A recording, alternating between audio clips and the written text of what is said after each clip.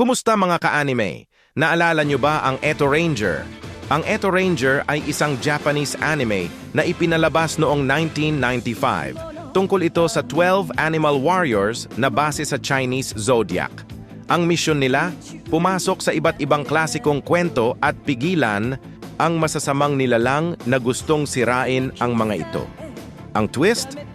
Hindi lang basta lumalaban ang Eto Ranger sa mga kalaban, pumapasok sila mismo sa mga classic na fairy tales gaya ng Momotaro, The Little Mermaid, Journey to the West, at marami pa.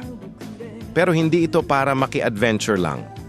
May masamang nilalang na tinatawag na Jarei Monsters na pumapasok sa mga kwentong ito at binabago ang ending nila. Kapag naapektuhan ang isang kwento, nagkakaroon ng imbalance sa mundo at dito papasok ang Eto Rangers.